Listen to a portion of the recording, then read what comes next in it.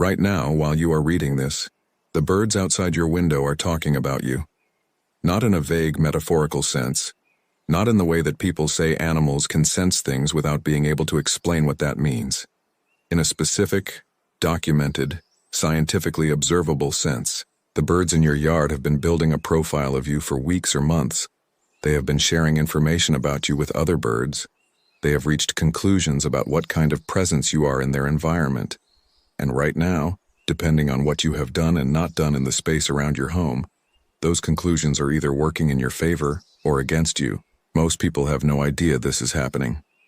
Tonight I want to explain exactly what bird communication is, how it works, what information travels through it, and specifically what the birds in your yard have been saying about you. Because once you understand the communication system that exists in the space around your home, the sounds you hear every morning will never be just background noise again. Stay until the end. Because the final section covers something that researchers only began documenting in the last decade, and it is the part that changes how most people understand their relationship with the birds in their yard permanently. The first thing to understand is the scale of what bird communication actually is. Most people think of bird sound as individual birds making individual calls. One robin singing, one chickadee making noise. Sounds that happen to occur near each other but are essentially separate. This is not how it works. Bird vocalizations function as a network, a continuously updated real-time multi-species information network that covers your entire neighborhood and extends for distances that most people would find difficult to believe. Researchers studying bird communication in urban and suburban environments have documented that alarm information, territory changes, food source discoveries, and threat assessments travel through bird populations across areas of several square miles within minutes, not hours. Minutes. The birds 3 streets over know something changed in your yard faster than most human communication systems could carry that information. Now within this network, birds produce 2 fundamentally different categories of sound, and understanding the difference between them is the key to understanding what is actually being communicated. The first category is song. The long, melodic, complex vocalizations that most people think of when they think of bird sound. Song is primarily produced by males during breeding season. It communicates territory, fitness, and identity. When a male robin sings from the same branch every morning, he is not expressing happiness. He is broadcasting a territorial claim and advertising his genetic quality to every bird within hearing range. The second category is calls. Shorter, often simpler vocalizations that serve specific communicative functions. Alarm calls, contact calls, begging calls from young birds, feeding calls, flock coordination calls. These are the sounds that carry the information that most directly affects what other birds do next.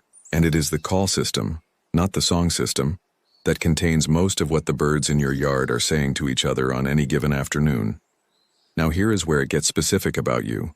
Researchers studying bird behavior around humans have documented something that took the scientific community some time to fully accept, because it seemed too cognitively sophisticated for animals of that size.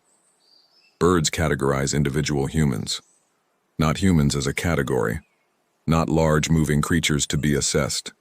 Individual people, specific faces, specific movement patterns, specific behavioral histories. The evidence for this is substantial and comes from multiple independent lines of research. The most famous experiments were conducted with American crows at the University of Washington. Researchers wore specific masks while conducting activities that the crows would associate with threat, handling birds, entering nest sites, disrupting feeding areas. They then tracked how the crows responded to those masks over time, and critically, how they responded when other crows who had never been present during the original encounters were subsequently exposed to the same masks. The crows not only remembered the threatening faces for years, they taught other crows to recognize and respond to those faces. Juvenile crows who had never encountered the researchers learned to mob and alarm call at the specific masks through social learning from older birds who had. The implication of this for the birds in your yard is direct. They know your face. They have been watching how you move through the space they share with you. They have assessed whether your presence correlates with safety, with food, with disruption, with threat, and they have communicated those assessments to other birds in the area. Your reputation exists in the bird community around your home, not officially, not consciously in any way that resembles human reputation, but behaviorally. The acoustic landscape of your yard contains information about you, and that information has been spreading through the local bird network since the first time you stepped outside. Now let me explain exactly how that information travels. When a bird in your yard detects something relevant about you, its response produces observable behavioral changes that other birds can read. A chickadee that has learned to associate your presence with a filled feeder will feed calmly when you approach. A chickadee that associates your presence with threat will alarm call or flush. Other birds in the yard watch this. They update their own assessment of you based on what they observe in the birds around them. A bird that has no direct experience of you will use the behavior of birds that do have that experience as a proxy for its own risk assessment. This is social learning operating in real time. And it means that new birds arriving in your yard, migrants passing through, young birds dispersing from nearby territories, birds from adjacent areas expanding their range, they do not start from zero in their assessment of you. They start from the assessment that the established birds in your yard have already built and are communicating through their behavior. If the birds in your yard are calm around you, new birds observe that calm and calibrate accordingly. If the established birds flush or alarm call when you appear, new birds observe that and calibrate accordingly. You have a reputation, and it precedes you. Now here is something that most people have never considered, and it is directly relevant to the experience of spending time in your yard. The specific species that is most important to your reputation in the local bird network is probably not the one you spend the most time watching. It is the crow. Crows are the most cognitively sophisticated birds in most North American yards. They have the largest brain-to-body ratio of any bird in your environment. They are highly social, with complex relationships and extended family structures. They are vocal, with a communication system that researchers are still working to fully map. And they are specifically known to maintain and transmit information about individual humans over extended periods. If you have crows in your neighborhood, they have been watching you for longer than you have been watching them. They know your schedule. They know which door you use. They know whether you have a dog and roughly when the dog is outside. They know whether you have ever threatened them or disturbed them. They know whether you provide food or whether you ignore the space they share with you. And they talk about it. Research by ornithologist John Marsluff at the University of Washington documented that crow families maintain multi-generational knowledge about specific humans. He documented cases in which crows continued responding to humans who had disturbed them years after the original encounter, and cases in which young crows raised in areas where their parents had negative experiences with specific humans showed avoidance responses to those humans before having any direct experience of their own. The crows in your neighborhood have been maintaining a file on you. It has been building since the first time they noticed you. Now I want to explain the specific sounds that are most relevant to understanding what birds are communicating about your presence. The alarm call system is the most immediate and direct communication channel in any bird community, and it is the one that most directly reflects what birds are saying about something, including you, in real time. Most people know that birds produce alarm calls when they perceive a threat. What most people do not know is how specific and information-rich those alarm calls are. The chickadee alarm call system has been studied in more detail than almost any other bird communication system in North America. What researchers found is that the familiar chickadee call is not a simple alarm. It is a graded signal that encodes specific information about the threat type and threat level. The number of D notes at the end of the call increases with the threat level of the predator. A large, slow hawk that is relatively easy to avoid produces fewer D notes. A small, fast hawk, like a sharp-shinned hawk, that is much more dangerous to small birds because of its speed and agility, produces more D notes. The difference is not random or individual. It is consistent, and it is responded to differently by other birds. A chickadee producing a high D count alarm is telling other birds something specific. Not just that there is a threat, that there is a specific kind of threat at a specific level of danger, and other species listen. Blue jays, nuthatches, titmice, and numerous other birds respond to chickadee alarm calls by adjusting their own behavior based on the information encoded in those calls, even though the call belongs to a different species. This is a multi-species communication network using a shared vocabulary. And within this vocabulary, The category of non-threatening large animal is one of the most important things birds communicate. Because birds in environments shared with humans need to be able to efficiently signal to each other which humans are safe and which are not. This is not speculation. This is documented behavior. Birds habituated to specific safe humans produce different responses when those humans enter the yard than they do when unfamiliar humans enter. The alarm threshold for known safe individuals is significantly lower. Other birds in the area observe these differential responses and update their own assessments accordingly. Your presence in your yard is being communicated about right now. The question is, what is being said? Now let me tell you about something that only began to be documented in the last decade. And that changes how most people understand the birds in their yard. Birds have been observed exhibiting what researchers call prosocial behavior toward humans who have established themselves as consistently safe and resource-providing presences. Prosocial behavior is behavior that benefits another individual at some cost to the performing animal. In the bird world, it is most commonly observed within species and within bonded pairs. Mate feeding, alarm calling that alerts others to danger, cooperative defense of territory.